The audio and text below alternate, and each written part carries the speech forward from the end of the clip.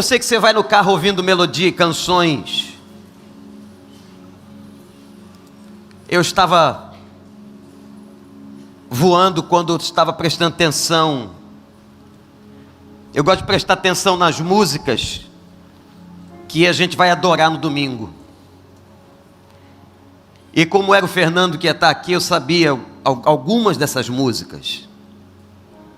E como eu disse a você, uma das grandes bênçãos da vida dele é que ele é um compositor que canta a palavra. E tem uma canção que ele canta que me inspirou nessa noite aí num texto. Esse texto fala da pessoa mais importante, como Gustavo disse, que está aqui nessa noite. A pessoa mais importante que está aqui nessa noite não é o pastor da igreja, não é qualquer pastor e nem o Fernando. A pessoa mais importante nessa noite, nessa casa, é o Galileu.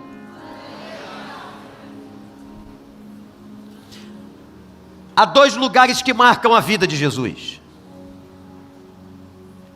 a Galileia e Jerusalém. E é sobre isso que eu queria que você pensasse agora comigo. O evangelho original é Marcos. Marcos é o evangelho primário. Depois os outros vieram. No capítulo 1,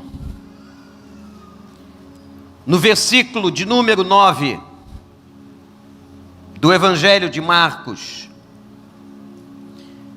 diz que naquela ocasião Jesus veio de Nazaré da Galileia e foi batizado por João no Jordão. E assim que ele saiu da água, Jesus viu o céu se abrindo e o Espírito descendo como pomba sobre ele. Então veio dos céus uma voz: Tu és o meu filho amado, de ti me agrado. Aos 30 anos de idade, começava aqui nesse texto, nessa história, o ministério daquele Galileu. Eu quero lembrar algumas coisas sobre o que aconteceu com ele na Galileia. A Galileia era uma região mais pobre do território de Israel, não era das mais abastadas. E você leu comigo no texto que foi numa cidade da Galileia chamada Nazaré, que Jesus se fez carne e habitou entre nós. Aliás, João, o evangelista, conta isso de uma maneira espetacular. E o verbo estava com Deus, e o verbo era Deus, e o verbo habitou entre nós, e vimos a sua glória, como a glória do unigênito do Pai. Ele veio, diz Paulo, quando escrevia aos Gálatas, ele veio na plenitude dos tempos. Que é isso? Ele veio na hora certa da história. Porque Deus não erra os tempos, sabia disso? Anota isso no seu coração, olha para o pastor e guarda, leva para a tua vida. Deus não erra os tempos. Deus não chega atrasado. Deus não chega antes. Quando Ele atua na tua vida, Ele atua na hora certa. Ele veio na plenitude dos tempos. E ele nasce em Nazaré, na cidade da Galileia. E o texto que eu li foi o início do seu ministério, quando foi batizado por João. Vai se aproximando de João, seu primo de sangue. João estava acostumado a batizar as pessoas mediante arrependimento. Mas agora João vê o seu primo, o Galileu, como ele, se aproximando do rio. Talvez João tenha entrado em desespero e pensado o seguinte: como é que eu posso batizá-lo? Eu sei quem ele é. Ele não é um primo, ele não é alguém consanguíneo. Ele é a promessa de Israel. Ele é o Filho do Deus vivo. E quando João vê ele chegando perto, João vai a ele e diz assim: eu não posso batizar você, eu tenho que ser batizado por você. Aliás, eu não sou digno de desatar as sandálias dos teus pés. Está falando com um primo que talvez tenham, quem sabe, brincado juntos, mas reconhece nele autoridade, poder, a glória que veio do Pai. Estava diante dele o Filho do Deus vivo, o Galileu. Jesus olha para o seu primo João e diz assim: não, nada disso, João. Eu não estou aqui porque eu cometi pecados, porque ele não cometeu, diz a Bíblia, nenhum pecado. Mas a Bíblia diz que ele se fez pecado por nós. Sabe como é que foi isso? No dia que ele morre, e ele morre por isso, está na natureza humana, está engarrafado no corpo de gente. A Bíblia diz que o pecado de todos nós recai sobre ele. Isaías havia profetizado isso: todos os pecados recaíram sobre ele, o meu, o seu, de toda a humanidade. E naquela hora ele se fez pecado. Mas na hora do seu batismo, ele diz para João: não, eu não vim aqui, João, porque eu cometi qualquer pecado, mas para que se cumpra toda a Escritura. E ele se batiza. E quando ele é imergido, a palavra batismo significa isso, imergido na água, os céus se abrem. Uma manifestação extraordinária do poder de Deus, porque, olha para mim, eu quero que você acredite nisso: quando Jesus está presente, quando Deus age, há uma manifestação extraordinária do poder de Deus. Como nessa noite, você está aqui, Jesus está aqui, o poder de Deus está se manifestando. Nós acabamos de cantar há pouco com ele, com o Fernandinho, dizendo assim: grandes coisas vão acontecer aqui, grandes coisas vão acontecer nesse lugar. Não, já estão acontecendo, já estão acontecendo. Você acredita nisso? As coisas de Deus já estão acontecendo, o Espírito já está falando, o Espírito já está convencendo, o Espírito já está tratando, o Espírito já está libertando, o Espírito já está curando, o Espírito já está perdoando. Deus já está agindo nesse lugar. Aleluia! Os céus se abrem, uma voz que foi de Deus, audível agora, Deus não poupou, e disse: esse é meu filho amado, em quem eu tenho muito prazer. Esse, e dele, a partir dele serão gerados os meus filhos. Ser filho de Deus não é ter apenas ter nascido. Você é criatura quando nasce. Mas ser filho de Deus é quando você é gerado pelo Espírito de Deus. Eu quero fazer uma pergunta a você nessa noite: você foi gerado pelo Espírito de Deus? Você nasceu de novo?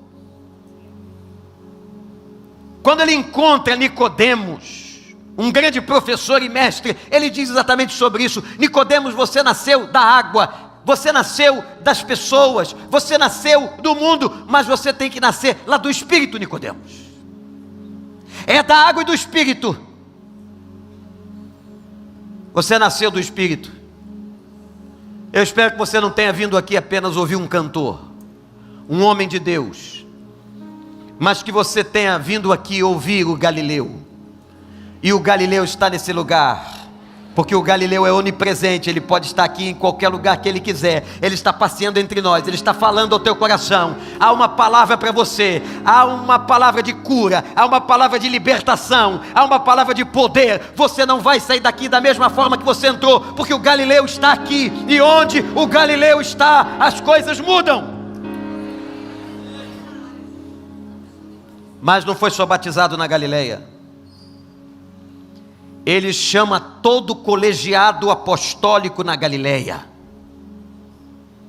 Ele vai chamando os seus discípulos, vai formando o colegiado. Ele chama os pescadores.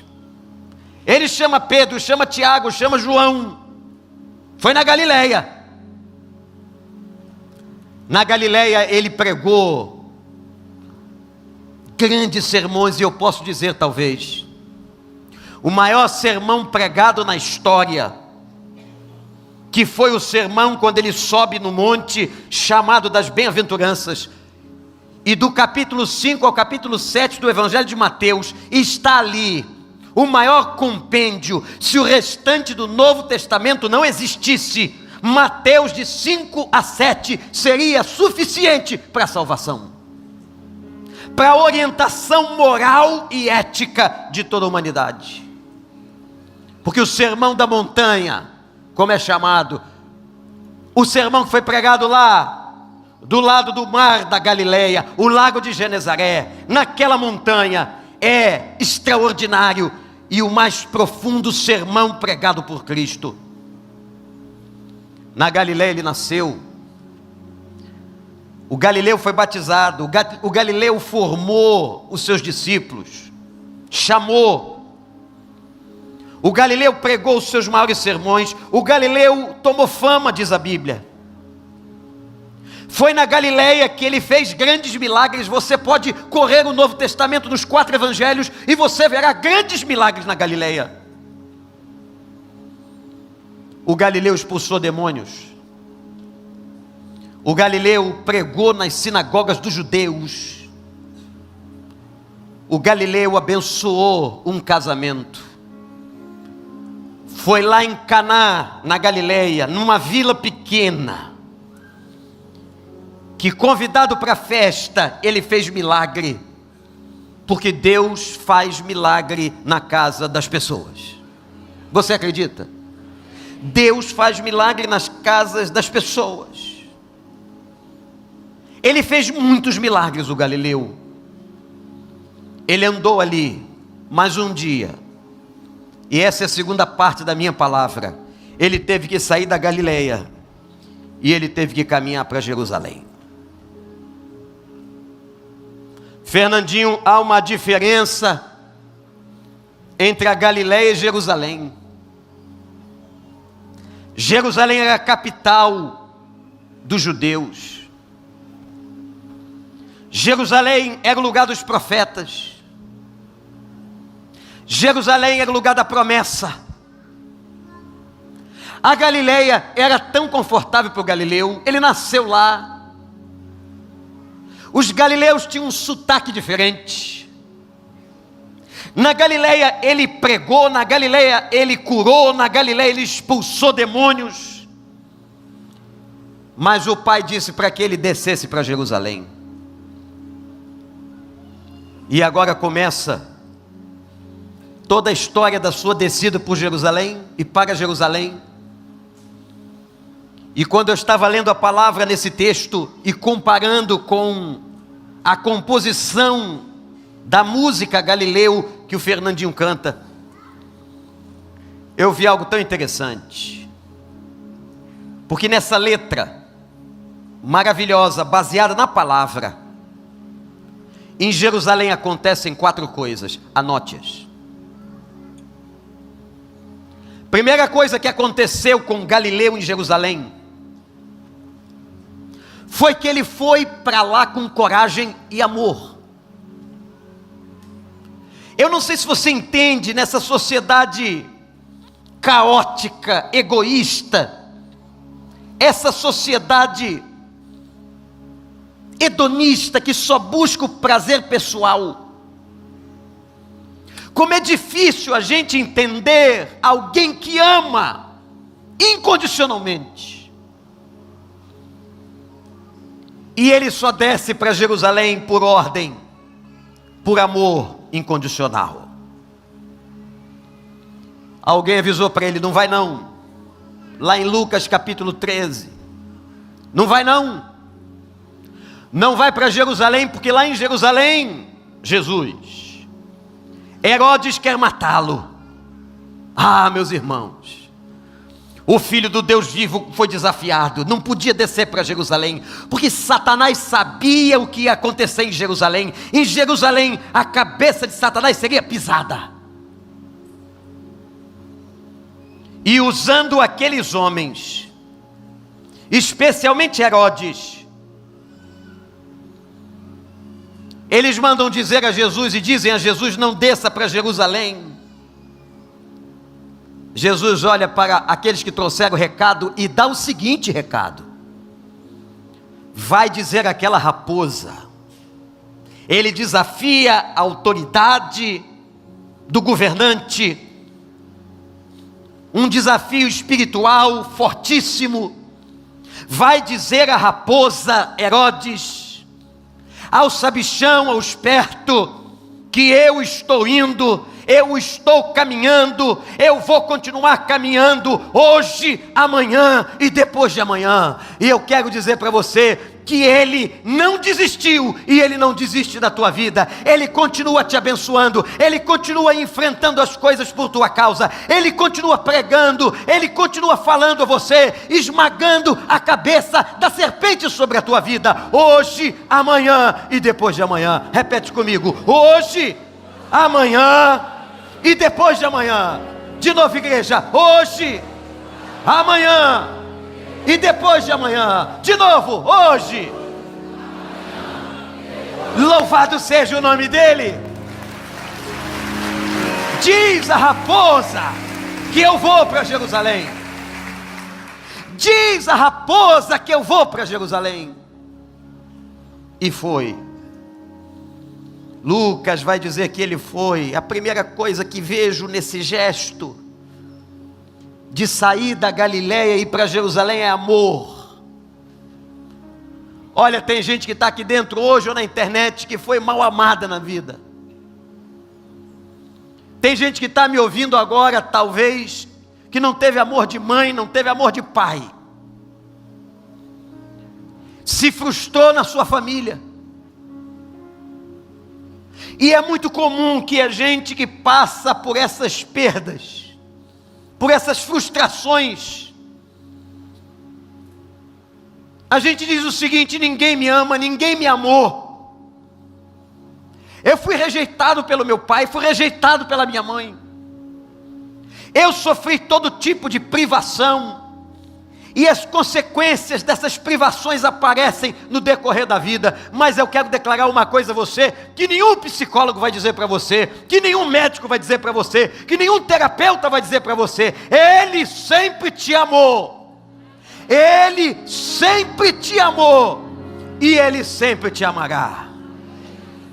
Portanto, se faltou amor para você de um pai, ainda que uma mãe se esqueça de mim, diz a Bíblia, ainda que uma mãe se esqueça do seu filho, oh, coisa difícil, quase impossível uma mãe se esquecer do seu filho, ainda que uma mãe se esqueça do seu filho, eu não me esquecerei de você. Eu amo você. Leva essa palavra de Deus para o teu coração. Eu amo você, eu amo você, eu amo você, eu amo você. Foi por amor que ele desceu para Jerusalém. Segunda coisa que aconteceu em Jerusalém é que o sangue dele foi derramado ali. A música também diz isso, porque é bíblica. E ele derramou seu sangue, foi por amor. O sangue de Jesus derramado tem dois significados. Quando você vê sangue, se nós sairmos daqui e encontrarmos ali fora uma poça de sangue, lá na rua, aquilo vai fazer mal para a gente, porque a gente sabe que é sangue de pessoas, é sangue humano, alguém sofreu.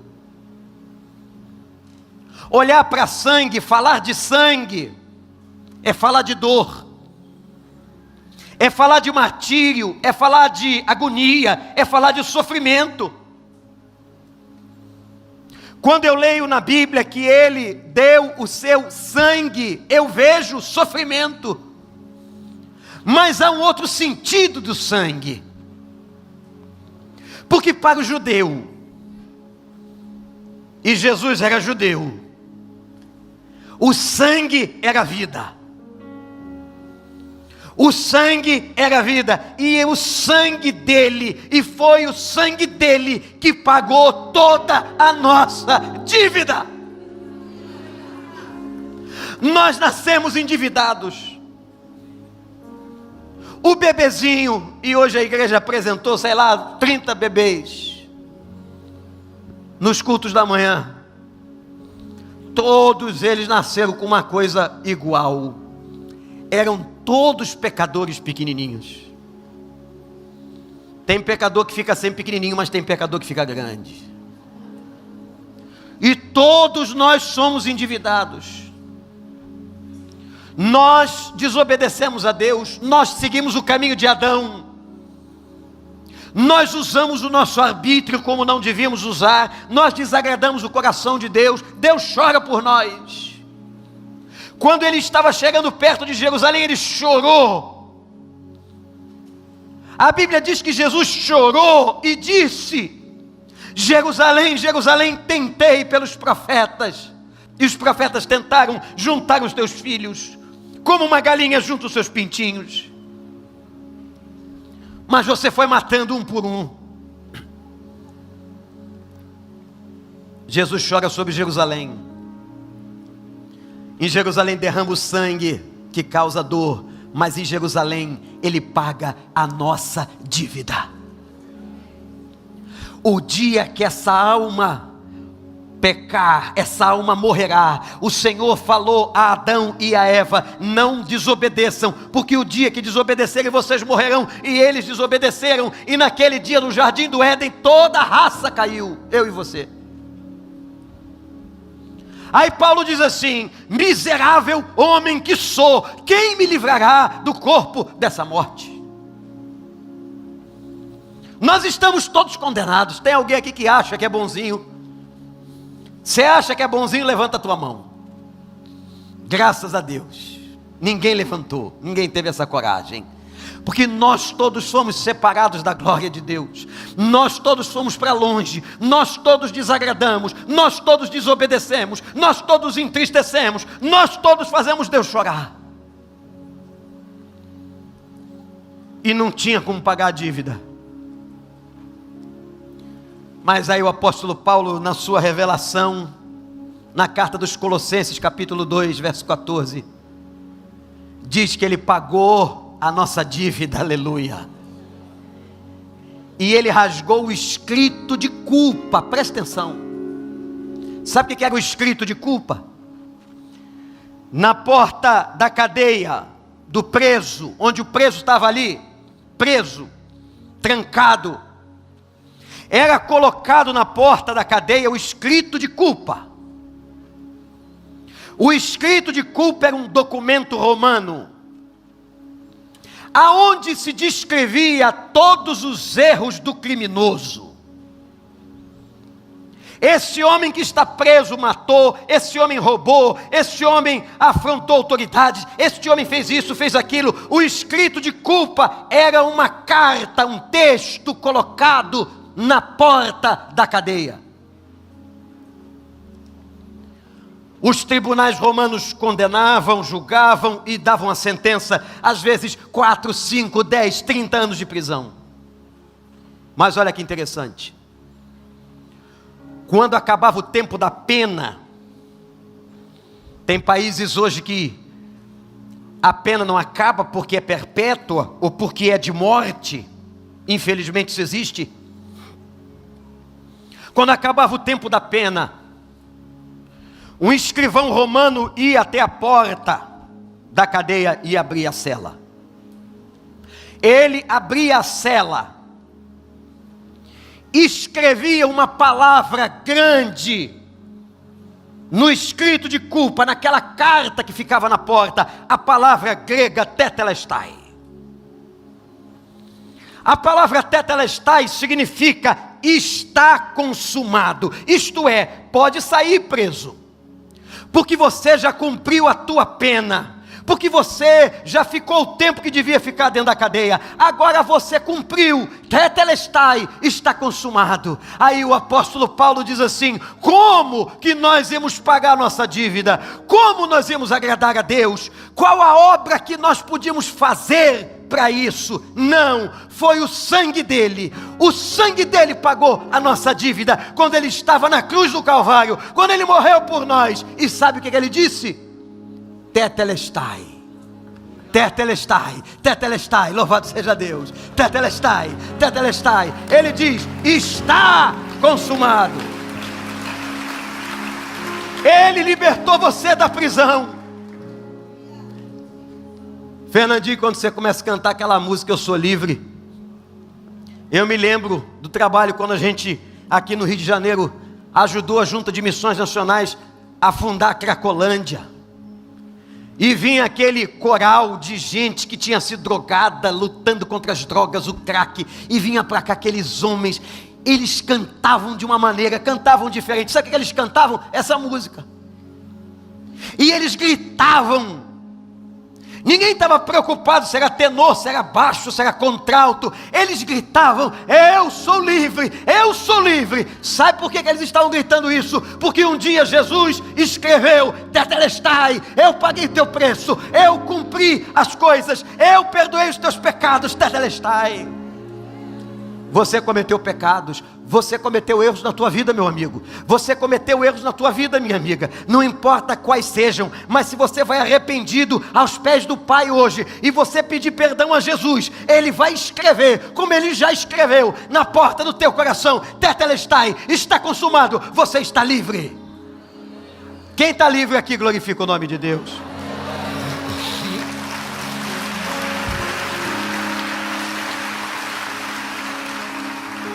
O preço foi o sangue dele. O preço foi o sangue dele. O sangue que significava dor também significa vitória. Aleluia. Louvado seja o nome do Senhor. Ele saiu da Galiléia e foi para Jerusalém por amor, primeiro. Segundo, para entregar o seu sangue, para pagar nossa dívida e para dizer para você hoje: você que está em casa ou aqui, Tetelestai, está consumado, eu liberto você. Se tem alguém aqui preso pelas drogas, pela pornografia, pela maldade, pelo crime, qualquer coisa, eu quero dizer a você que Jesus te liberta. Estudando a história de grandes terapeutas na vida, muitos deles morreram na depressão. Mas muitos não conheceram o Senhor dos Senhores, o Rei dos Reis, aquele que diz para você: está consumado. Terceira coisa que aconteceu em Jerusalém, está anotando? A primeira foi o amor dele, que ele desceu e veio e disse: eu vou, pode dizer para Herodes que eu estou indo. Depois ele derrama o sangue. Mas antes de derramar o sangue, há uma terceira coisa que me chama a atenção. Ele passa no que os católicos chamam de uma via dolorosa. Quem vai a Jerusalém não pode deixar de passar por aquela via dolorosa. E nas paredes daqueles becos de Jerusalém estão as estações, que são as passagens da Bíblia em que Jesus vai passando por ali, aquela multidão. Tinha gente rindo dele, debochando dele, mas tinha gente chorando por ele. E principalmente, sabem quem chorava por ele? As mulheres mais sensíveis. Maria, imagina você, mãe, ela vendo o filho todo machucado, condenado à crucificação, e agora, diz a palavra que lhe colocaram a cruz às costas. Não é a cruz que você está pensando, não, era apenas um travessão. Era muito pesado, madeira maciça. Mas como Deus foi bom, sabe por quê? O pai do Galileu era carpinteiro. Quantas vezes José trabalhou na madeira? Quantas vezes, talvez, na marcenaria do pai, ele viu pregos. Ele conviveu com aquilo. Ele sabia o peso de um tronco. Ele sabia o peso de um travessão colocado sobre ele. Alvoroço na via dolorosa, alvoroço em Jerusalém, muitos rindo e muitos chorando. E chega um homem, isso é uma outra mensagem, vou só citar. Chega um homem que está passando por Jerusalém, prosélito. Sabe o que é um prosélito? Era um cara convertido ao judaísmo. Veio lá da África. Vem de Níger, diz a Bíblia. Sabe por quê? Era negro. E ele chega e vê a cidade em rebuliço na sexta-feira. Ele chegou para a Páscoa de domingo. Ele era prosélito, ele ia celebrar a Páscoa, ele ia celebrar a libertação de Israel do Egito. Ele vê a confusão. E quando ele vê a confusão, ele se aproxima da confusão. Ele era forte. Como fortes são os negros africanos. Deus os fez robustos. E ele se aproximou, e diz a Bíblia que naquela hora, que aquele negro níger chamado Simão, se aproxima, Jesus, na sua humanidade, cai no chão de cansado. Quando ele cai no chão de cansado, os guardas pegam o travessão, pegam aquele negro forte que estava olhando, puxam e colocam o travessão nas costas de Simão. Simão levou a cruz. E aquilo mudou a sua vida.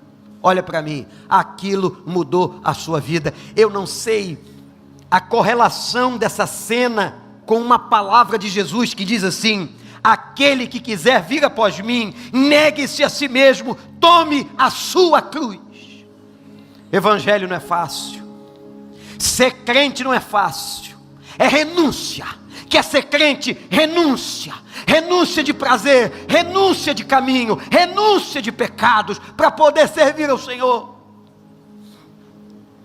Simão levou a cruz. Eu não vou contar toda a história, mas no dia que ele voltou para casa, ele contou para os filhos, ele contou para a mulher dele, e depois você vai lendo as cartas do Novo Testamento, e você vai ver o seguinte: a mulher de Simão se torna uma pessoa importante no ministério paulino, na vida de Paulo, e os dois filhos de Simão se convertem. Por quê? Porque ele deve ter chegado em casa contando: filhos, minha esposa, deixa eu contar uma coisa para vocês. Ao chegar em Jerusalém para adorar, eu vi aquele galileu, ele estava com a cruz às costas, aquele homem era inocente, e os guardas, quando ele caiu, colocaram a cruz nas minhas costas.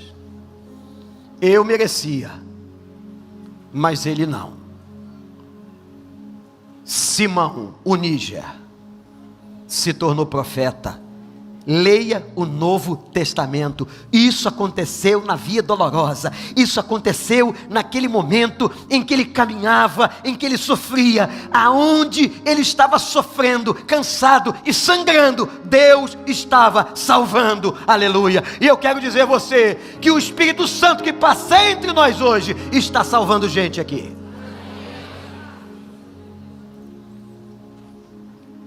Em Jerusalém, ele amou, ele derramou sangue, ele entrou naquela via. E aí, Fernandinho, vem aqui, você vai pregar o resto. E eu estou falando sério, porque ele pegou a Bíblia e fez a música. Ele não fez a música e pegou a Bíblia. Ele pegou a Bíblia e fez a música. Aí tem um pedaço da música que diz assim, e é Bíblia pura: quando ele sai da Galileia, quando Galileu entra em Jerusalém, quando Galileu derrama o seu sangue, quando Galileu toma a decisão por amor, quando Galileu escreveu Tetelestai na vida de todos nós, aí o apóstolo Paulo declara: a sua graça me alcançou. Sabe o que é graça?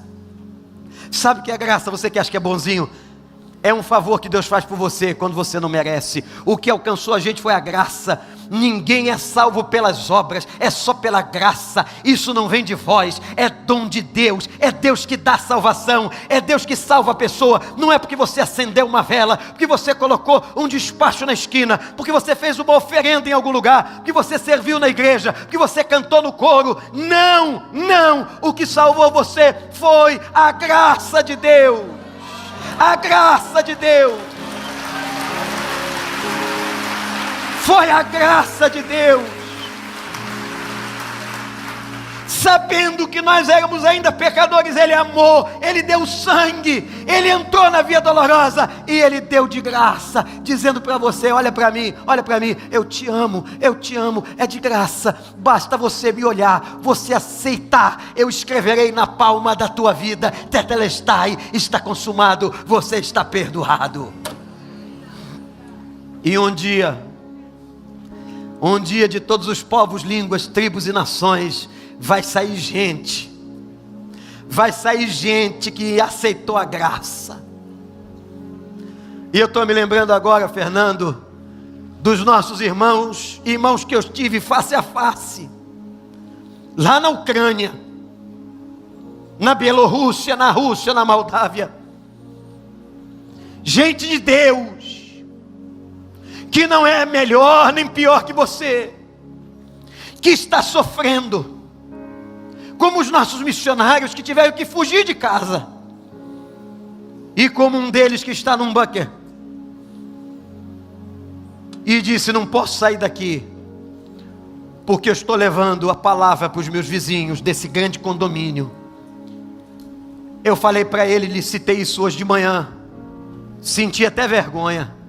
Eu senti vergonha quando eu disse: Libomir, foge, Libomir.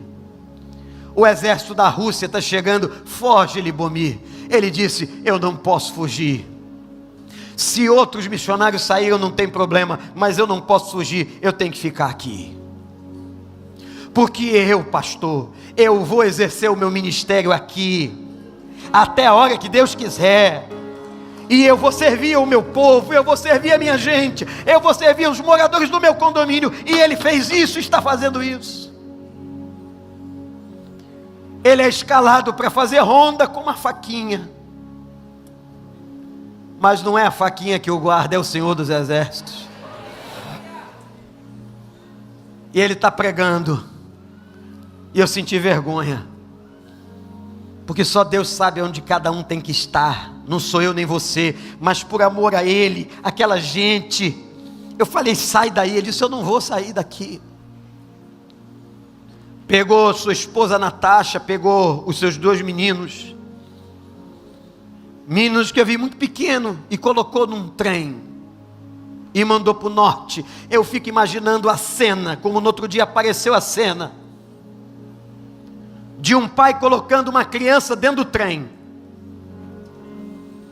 e o pai a menina colocou as mãozinhas na janela do trem, e o pai veio e colocou as mãozinhas no mesmo lugar, e ele sabia que podia nunca mais ver a sua filha.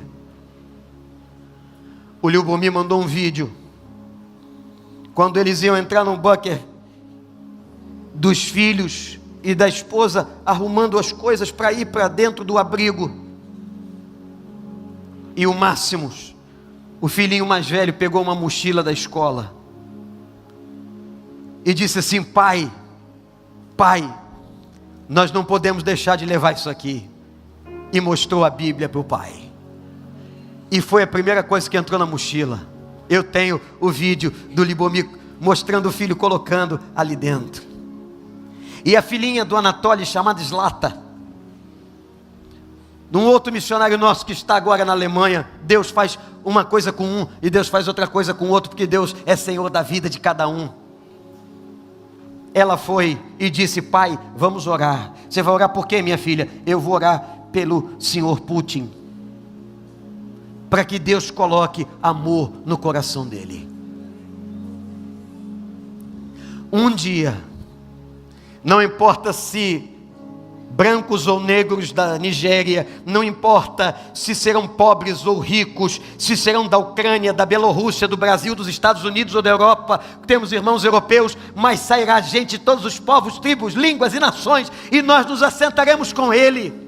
Ele celebrará uma ceia com a gente, e Ele vai repetir: Tetelestai, está consumado, eu libertei vocês. E quem fez isso foi o Galileu. Por amor, Ele deu seu sangue. Por amor, Ele deixou a Galileia. Por amor, Ele entrou em Jerusalém. Por amor, Ele foi para a cruz. Por amor, Ele encontrou aquele homem chamado Simão. Por amor. E o Fernandinho canta: diante de tudo isso, nos rendemos ao seu amor. Você se rende a esse amor? Quem que está aqui ou na internet que pode se render a esse amor? Mas o extraordinário, Fernando, vem para cá, puxa o microfone, é que ele pega o texto de Filipenses capítulo 2 e termina a música, aí ele mata. Você acabou com a gente, porque você pegou Filipenses 2 de 6 a 11 e começou a dizer dentro da música, é Paulo escrevendo da prisão aos filipenses e dizendo quem era o Galileu. Quem era o Galileu? Quem era o Galileu? Tende em vós o mesmo sentimento que houve em Cristo Jesus, pois Ele não subjugou ser igual a Deus, mas antes a si mesmo se humilhou, assumindo a forma de servo, sendo obediente até a morte e morte de cruz, pelo que também Deus o exaltou. Vocês não viram, igreja? Deus o exaltou e lhe deu um nome que está acima de todo nome, para que ao nome de Jesus se dobre todo o joelho nos céus, na terra e debaixo da terra, e toda língua confesse, Jesus Cristo é o Senhor, Jesus Cristo é o Senhor, para a glória de Deus Pai.